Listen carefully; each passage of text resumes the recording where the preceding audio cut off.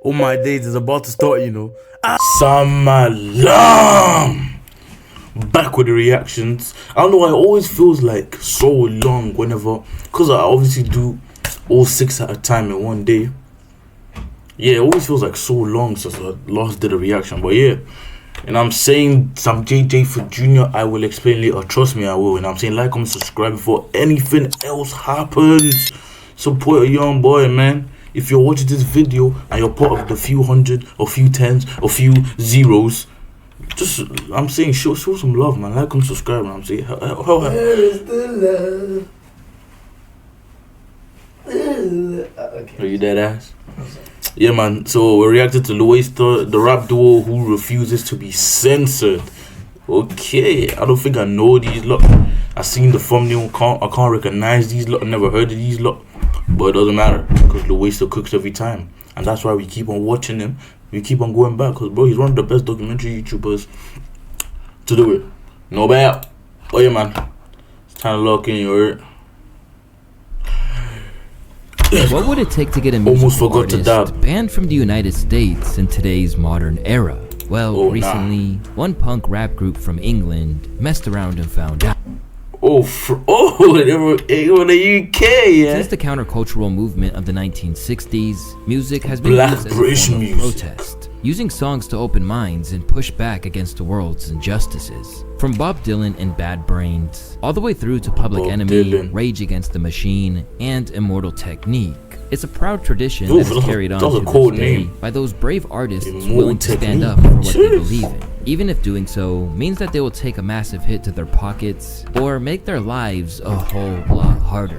And in 2025, no one felt this more than Bob Villain, a group from Ipswich who made global headlines thanks to one performance that was broadcasted on live television. Over at Bob Villain Enterprises, we're not pacifist punks. We are the violent punks, because sometimes you gotta get your message across with violence, because that is the only language that some people speak. Since then, they've been the source of media outrage, prevented from playing shows at various venues, and hit with sanctions on where they can travel to. But in true punk fashion, they are refusing to back down an inch, even as the pressure heaps on. This is a risky path to go down, you get me? But staying true to yourself is what matters, man. So I rate people like this, you get me? Because they end up getting blacklisted, blackballed from everything, bro. Because what they're against are like the top of the, what's it called, the hierarchy, that basically just, I'm saying, their fingers are like this, controlling everything, you get me? So, yeah, man, it gets hard, but as long as you have the people that, and I'm saying, reason with you, resonate with you, love you, support you, and you stay true to yourself, and you have God, nothing else matters, bro. Family and friends as well. Their shoulders. I'm not regretful of it. I'm not regretful of it. You never should be. I do it again tomorrow, twice on Sundays. I'm not regretful of it. It's your boy Louaista, and this is the story of Bob Villain, the rap group that refuses to be censored. Coming straight out of Ipswich. Bro, everything about them feels so American, bro. What the hell? They look American, not just because they got dread, but they just look American. Bob Villain sounds like an American name, but the fact that it's a duo makes it even more American, coming like Sway Lee. You get me? No, oh my god, Ray Sherman, my bad. Yeah, that was horrible. Bob Villain is composed of two guys who go by the names Bobby Villain and Bobby Villain. Yeah, seriously. They're made up of a rapper named Pascal Robinson Foster, along with the drummer Wade Lawrence George. Both of them have been performing for years, with Bobby doing so ever since. At least it's not their real names, because I was like, ain't no way both their names are basically. No, it is Bob. Both the names are Bobby Villain. Bob Villain from two Bobby Villains. Okay, I was gonna say there's no way both their real names are Bobby Villains, because like, what the hell is the coincidental? He was barely in his teens. Because I was always the youngest one in the room. Do you know what I mean? Like really, like or like the youngest one on stage and stuff. So I didn't get through to like the finals or nothing like that. Do you know what I mean? I was out the first round. I was out, but from that moment, coming like Chippy, I can go on stage. Like my fear of going on stage was just conquered in that one night. I just thought, okay, cool. I went on, fumbled. That's the worst thing that can Like, do you know what I mean? Like, that's it. Yeah. Like, you do it, and you're like, oh, okay, that's a thing that can happen, but actually I can recover and I can do it again this better. And then from that moment I was just hooked. Across their career, they've released 4 collections of aggressive, unrepentant rap rock, which explores issues like racism, poverty, injustice, and political corruption. But yeah, I even forgot to talk about the blanket on man's body. Yeah, man, it's a bit chilly these times in the UK. And yeah, man, it's not all the time that we can afford to have the heating on. So yeah, bro, I read this, you know. Look at what man did with his dreads. Jeez, is it attached to his beard as well? Tough. But this is no facade. They live it and dedicate their entire life to it. What do you call it? I can't live it. Rhymes. Perfect chant. The following week, people in the audience started chanting it, and you said, no, don't stop that. You're going to get me in trouble. I do think it's fair to say that there's a lot of nervousness in the Jewish community in general. Is that in your head at all? The possibility of like creating an unsafe atmosphere for the Jewish community? Me creating an unsafe atmosphere? Well, that's what you've been accused of, isn't it? If I called you the evolution of punk? Nah. I think... Good. I'm glad. I hope not. I think it's an accurate description, probably. Yeah, because punk it's a sound, yeah, but it's an attitude. Some other people might be offended. Yeah, some other people might get offended. I mean it in the best possible way.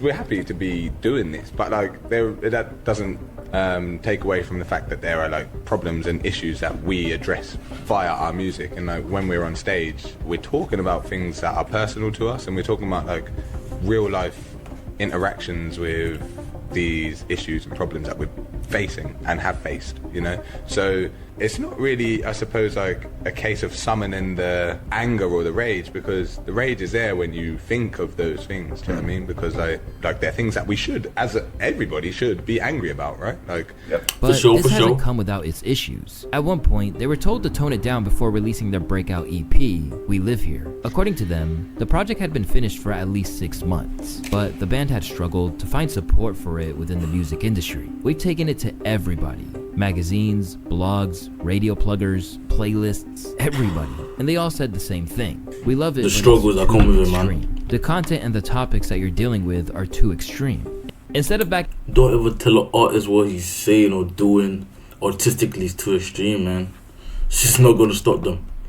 If anything, it's gonna amp them up more. Give them more fire to ensure it gets done. Down, Bob Dylan forged ahead, never diluting their message for anyone. And in June 2025, this philosophy carried them through to the most controversial moment of their career, which threatened to snatch away all that they had earned in a sea of political controversy. In recent times, Bob Dylan's message expanded to issues such as the ongoing genocide in Palestine at the hands of Israel. So when they made their way to the UK's prestigious Glastonbury Festival to perform one of the biggest sets of their entire career, they decided to use their platform to call for the disbanding of the army responsible for killing upwards of 70,000 innocent lives in Gaza since October 7th, 2023. And in doing so, he lit a fuse of a major debate that almost ruined them. Free, free! Free, free! Palestine! Free, free! Palestine! Alright, but have you heard this one though? Death, death to the IDF! Death, death to the IDF! Death, death to the IDF! Death, death to the IDF! Death, death to the IDF! Hell yeah! River to the sea, Palestine must be, will be, inshallah, it will be free!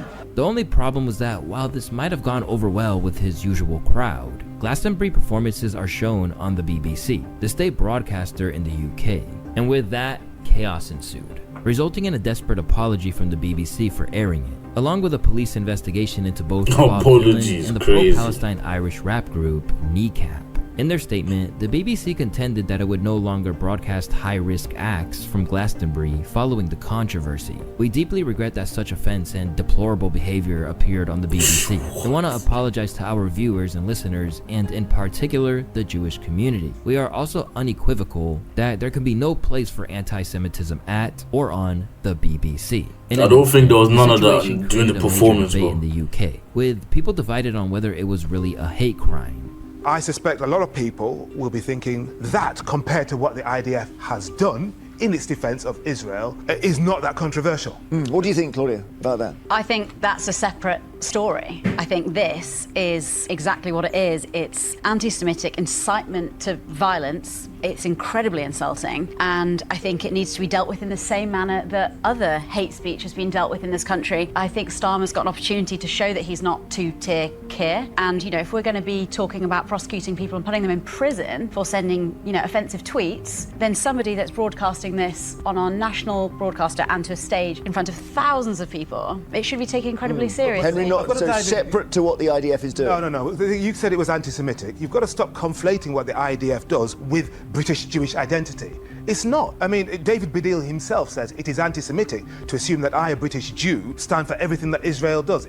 That is absolutely wrong. The IDF is one of the most powerful, pound for pound, the most powerful army in the world, with access to the greatest technology, to the point that other armies around the world go to the IDF for tech. Before long, U.S. senators such as Ted Cruz chimed in too, claiming that it represented the base of the Democrat Party. But they also had plenty of supporters who argued that calling for the downfall of an army killing thousands was not the same thing as being anti-Semitic. What did you make? Yeah, man, don't know what the IDF was. Now I'm getting an understanding. You know? Of what Bob Villan said at Glastonbury. Well, first of all, Chris, it was extremely popular because the entire crowd joined in the chants, and the phrase has since become something of a global anthem and used as graffiti in various parts of the world. The key point, though, is, of course, that Bob was talking about the IDF, which is an army and one widely perceived and understood to be committing crimes against humanity and war crimes up to and including the ultimate crime. So calling for the termination of any organisation engaged in that kind of systematic slaughter of a civilian population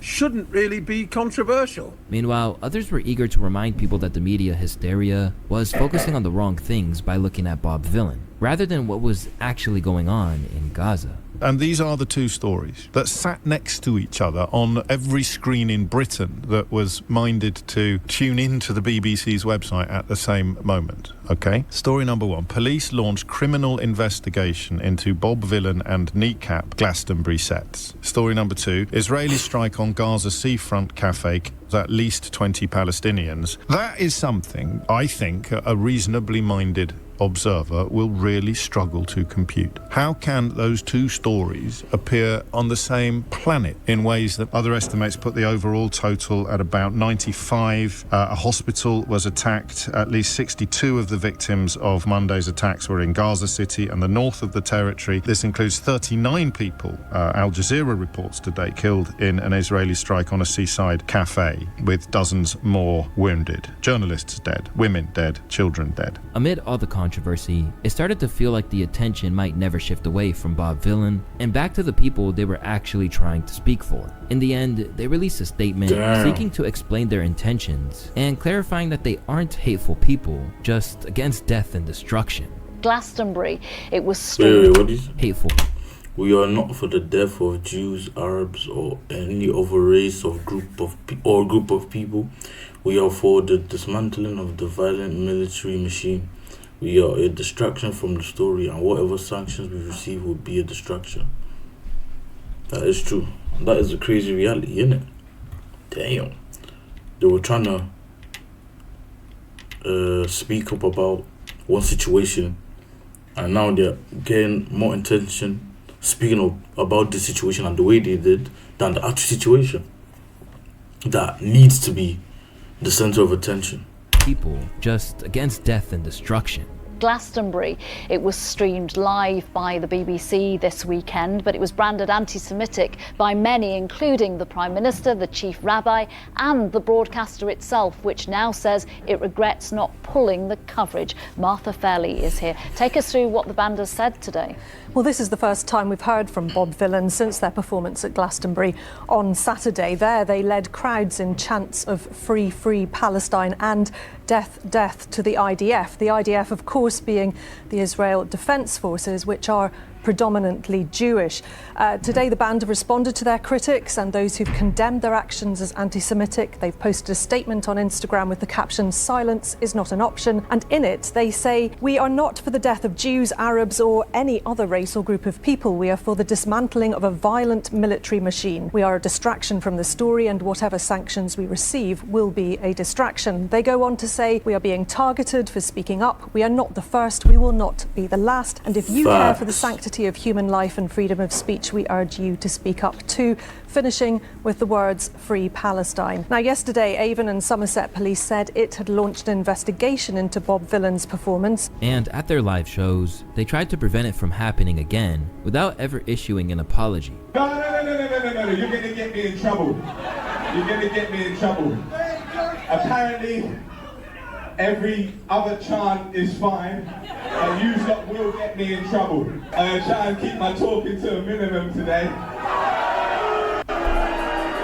Because that's what got us in trouble in the first place. Later on, they explained that they did it because, at the time, it felt like some people wouldn't stop until they were thrown in jail. Like, you're going to get me in trouble. Because at that point, we had the criminal investigation was fresh, and I was unsure of what the legal ramifications would be. Is it legally okay now? The investigation's still going on, but people chant at the show. Let them chant it. Still, the media attempted to make the most out of this story, with even the BBC Director General doubling down on why Bob Vylan had to be censored. At that point, I knew absolutely that it was an anti-Semitic broadcast.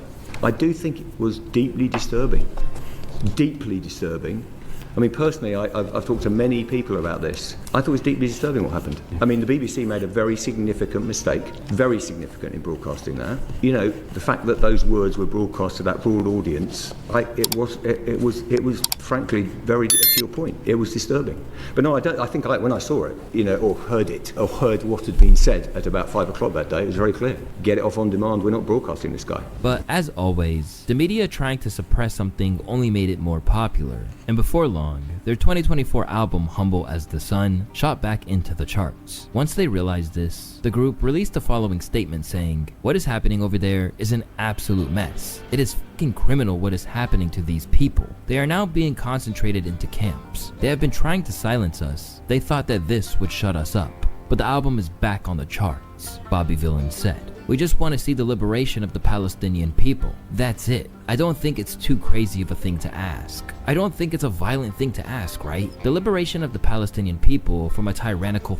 oppressor. That's all we want." Still, even if this felt like a victory, it was one that they had to get against all odds. Suddenly dropped by their management at United Talent Agents, Bob Vylan were also kicked off the bill of a Manchester's Radar Festival too, although organizers made it clear that they did not want to do this, and only made the decision to literally save the festival. It started to become frustrating because there were constant conversations above our collective heads of the venue and ourselves about whether Bob Vylan could play. We could continue with Bob Vylan as our headliner. If we continued with Bob Vylan as our headliner, we wouldn't have the festival happening on Saturday, and that was categorically one of the most horrendous professional discussions I've ever had. I cannot express clearly enough that I wanted Bob Vylan to perform at our festival. In all honesty, it's hard to blame the Radar Festival organizers for making that call, because they would have been under immense pressure. They literally had the Prime Minister of the entire country on their case. But while Bob Vylan was being put through the ringer, they could probably take some comfort in getting support from people like Chuck D of Public Enemy. When asked about what went down, he sought to explain that they were just using their voices to raise their concerns, not calling for actual murder. When people say death to a country, they're not saying death to a people. They're saying death to imperialism, death to colonialism. Bob Vylan ain't got no tanks, he continued. They're using words to say something must end. You can't really kill nobody with a guitar or a microphone, but you could kill somebody with a drone and a fucking tank. Chuck D concluded saying, "We have to be able to fight for peace and love by any means necessary." Inspired by the support of people like this legendary protest MC, Bob Vylan kept it up and refused to be silenced. Unless you're talking about the bombing of hospitals, we hate that. If you're talking about innocent civilians and children getting sniped in the head, we hate that. But we are not generally hateful people, but we do hate war and we do hate injustice. And I think a lot of people out there hate it too. So if you got a flag, fly your flag high. If you got a keffiyeh, fly your keffiyeh nice and high. We will continue to fly that beautiful Palestinian flag, and nobody anywhere in the world will tell us that we are not allowed to, and they will not allow Bro, see, now it gets to the point where you kind of have to start worrying about their well-being, bro, because bro, this world is so left, man. Oh my god, that's the only thing I'm thinking about. Like, bro, I hope it doesn't get shot. I hope it doesn't get shot because, bro, feds, bro, I recently found out that feds in this country do have straps, so you never know what they could be planning. And look how open the space is, bro. That's the only thing that's going through my head right now. Bro, protect these guys at all costs, man. To tell us that we are hateful people for flying that flag. We are a loving people, just like the people of Palestine are a loving people. Free, free! Free, free! Palestine. For not allowing their message to be suppressed, they were majorly commended by fans. But that didn't mean it was without its consequences, including the fact that they might never step foot in America ever again. Damn, this is deeper than I thought. Is the tweet from our Deputy Secretary of State, Christopher Landau, that the State Department has revoked the U.S. visas for the members of the Bob Dylan band in light of their hateful tirade at Glastonbury, including leading the crowd in death chants. Foreigners who glorify violence and hatred are not welcome visitors to our country. This is not about the nature of a concert, I suppose, but it really is about our standards, about who we let in the country. That we're not telling people what they can sing about. Or the only difference, the only reason why this even happens is because they got a voice, bro. There are bare people who stand with Palestine. Even those people in the crowd chanting what these guys were chanting, Broski, they'll be able to fly into America, bro. Easy peasy, but just because these lot got a voice. And that's what I'm saying, though, like, this is just also wrong, man. It's not involved here at all. So it really is about the issue of national security, about issues of violence, the increase certainly of anti-Semitism. Oh my god, bro, the way people just take things the wrong way and then escalate it, but bro, sometimes it's just too funny, bro. Is there proof of any violent act from them? Like blood. You need to understand what they mean by death to the IDF. Bro, it's like once you offend them in the slightest way, they will twist your own words against you, bro. Generally. Terrorism in general. In the aftermath of the Glastonbury incident, Bob Dylan's planned US tour was shelved after the State Department revoked their visas, arguing that foreigners who glorify violence and hatred are not welcome visitors to our country. This was hailed as a victory by those who wanted to see them sanctioned and censored, away with the trash. But to others who understand suppression never works, they knew that attempts to quiet their voices would only enhance the buzz around them in the long term. I've been listening to Bob Dylan for years, and I want to sincerely thank the Trump administration for banning them from the country, and inadvertently putting so many more eyes on their work. Now faced with a police investigation and a ban from entering certain countries, the future looked like a hard thing for the group to navigate. But many people saw the outrage as just a way to overlook the real crimes being committed. Do you think we don't see what you're doing? Bob Dylan just got dropped by his talent agency. His visa to the United States, where he was going to come and go on tour, has been revoked by our State Department. I want you to let it sink in that this would never happen if he said death to the U.S. military. Because you're allowed to criticize the U.S. and the U.S. military, but not the IOF. This bigoted account, this Stop Anti-Semitism account, which constantly doxes people and is constantly doing Islamophobia on their page, attacking people like Zohran Mamdani. Yeah, they put out this ridiculousness, and then an allegedly American congressman, I mean, he literally had an Israeli flag in his office, and all he does is talk about the Israeli regime. Honestly, probably the most deranged person in Congress. Because from the outset, they were easy scapegoats to be held up by the mainstream news outlets as everything wrong with the world today. Bob Dylan ticks all the boxes for manufactured media outrage. He's mixed race, tall, muscular tattooed, physically imposing, has the sort of hair that both confuses and intimidates white people, and shouts about class and race. and most importantly, he's intelligent. After initially just trying to get through it all, Bob Vylan finally appeared on podcasts and explained how it felt to be the center of this storm and taking on a lot of fire. There's also a strange relationship that I have, I suppose, with this country as a whole, in that, like, I feel like I'm in it but not of it, because it's been made so explicitly clear throughout my lifetime. And I've been getting reminded of it every single day since Glastonbury. Suddenly despised by wide sections of the UK for speaking out, Bobby felt that there was a double standard, which all came down to race and political affiliations. Why is it that it's completely fine for them to critique this country and say, oh, it's going to hell, they're letting the boats in, but when I say something critical of this country, who are you to say this about our great nation? Why? I was born on the same land that these people were born in, but I say that thing, I criticize this country. Yo, this guy reminds me of Jeremy Lynch so much. Like they've got the same mouth, and I'm saying just above the chin area, and like they kind of have the same cadence when talking. I don't know what it is. And I'm told I have same calmness and everything. The only thing that differs is one, maybe our opinion, and of course my skin color. But even with all the scrutiny, the loss of income, and whole parts of the world now closed off to them, he insisted he had no regrets about anything he said or did. You stand by the chant, and would you chant that on stage now? Oh yeah, like what, if I was to go on Glastonbury again tomorrow? Yeah, I would do it again. I'm not regretful of it. I'd do it again tomorrow, twice on Sundays. I'm not regretful of it at all. Like, the subsequent backlash that I've faced, it's minimal. It's minimal. In fact, he even went on to explain exactly what it meant once and for all. People are facing an end to the apartheid regime that has been created. An end to that. End, the IDF does not rhyme. It wouldn't have caught on, would it? Do you know what I mean? Because that is what we're up there to do. We are there to entertain. We are there to play music. I am a lyricist, right? Deaf to the IDF. Rhymes, perfect chant. Even after giving a calm and reasonable explanation, Bobby was still so controversial that Louis Theroux's show paused its British Airways sponsorship after having Bob Vylan on. And just when things began to die down, they did it all over again during a European tour, this time taking aim at Charlie Kirk following his assassination. I want to dedicate this next one to an absolute piece of a human being.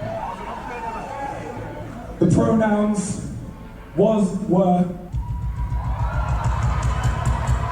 Because if you chat shit, you will get banned. Rest in peace, Just get banned. Almost straight away, this led to further backlash, with many viewers feeling that it was just attention seeking. You knew Charlie, but Charlie and 99.999% of the world never heard of you. This is the only way for him to get press. Nobody knows or cares who he is. And from there, more consequences came their way. Despite the fact that he claimed he didn't celebrate Charlie Kirk's death, these comments were enough for their next show in the Netherlands to get cancelled. While we understand that these statements were made in the context of punk and activism, and that the reporting on them is sometimes less nuanced than what actually happened, we still believe these new statements go too far. Read a statement from the venue. They no longer fall within the scope of what we can offer as a platform. Through all the turbulence that came with how they're moving, one thing is clear, and that's Bobby Vylan is not backing down when it comes to their support of Palestine. In fact, these days, they even let the crowd do the infamous chant again. Get out there and fight them. Get out there and meet them in the street. Get out there and let them know that you do not stand by them. Do you understand me?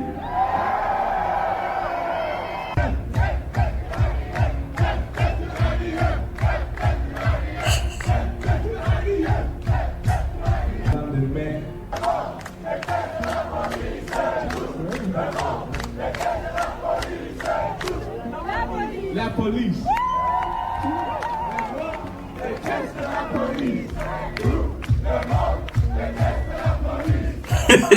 Yo, I like how the beat is in sync. Ever since that now notorious appearance on the BBC's airwaves, Bob Vylan has a microscope on him like never before. And whether you support them or despise them, the one thing that is undeniable is that Bob Vylan has no fear. Since Glastonbury, I have become a public target of this country and the institutions that it has under its control and at its disposal. So yes, that can be the police force. It can also be the media. It is also the politicians, because there are politicians that have gotten involved in the actions of a punk band. It does not surprise me, I suppose, that this country would want to use everything it has at its disposal to break me. It does not surprise me, because I have seen it through history. I have to just continue to rise to the occasion. If it's a criminal investigation, I'll fight that. If it's the media, I will fight that. You know, if it's the politicians and the lobby groups behind them, I will fight that. They've picked the wrong one. Every time they're in the news, they're still inspiring a potent mixture of hate and love, depending on where you look. Sometimes it even coexists in the same comment sections. This is a fight he has prepared for. So the worst thing that can happen is a loss, but a bigger loss would be to not fight in the first place. What did you expect? You said what you said to gain notoriety, and now you're making out like it's some racial hate campaign. Whatever your beliefs are, you called for violence against the people and laughed at the death of another. You can try to explain it any way differently, but everyone knows what you meant. So expect to receive consequences. Although the US government may not be fans, festivals across UK and Europe are booking them again. In some cases, even asking them to headline as a sign of defiance. After adding them to the festival bill, Shambhala Festival co-founder Chris Johnson said, "The point of Shambhala Festival is to stand for what we believe in. But when looking to make a controversial booking, such as Kneecap or Bob Vylan, it does feel daunting. We need to have this conversation as an industry to create some resilience and operate as a community of festivals and artists to support each other in enabling free expression." Now that they're through the most volatile parts of the whole experience, they're also fighting back in their own right, taking aim at news agencies who labeled them as against all Jewish people rather than Zionism. "We have decided to take legal action against RTE after they recklessly labeled us and our actions anti-Semitic. Such claims were not only dangerous, but they contributed to and fueled a campaign of misinformation around the band and our performance at the festival. We were busy during the immediate aftermath. Today, we have time. We will fight at every instance we can to ensure that the truth is told. We hope our actions can be a reminder to people that we not only have the power to fight for freedom and truth wherever we meet impressions or falsehoods, but the moral duty, no matter what it may cost us. Free Palestine." Speaking on their behalf, their lawyer Dara Mackin said, "Our clients are no stranger to utilizing their freedom of expression to speak out against the genocide in Gaza. There is, however, a fundamental distinction between speaking critically about the role of the Israeli state forces and being anti-Semitic. The former is speech within the confines of political expression, whereas the latter is a form of hatred directed towards Jewish people. In an era where too many people are scared to speak out of self-preservation, Bob Vylan is a throwback to a time where music could be dangerous and communicate a real message to the public, no matter what the consequences are. And honestly, it's refreshing to see." As always, it's your boy Louaista, and I want to thank y'all for watching today's video. Till next time, my friends. Peace. No problem, gang. Yeah. As always, it's your boy Sam J. I appreciate you for watching the video. Oh, peace.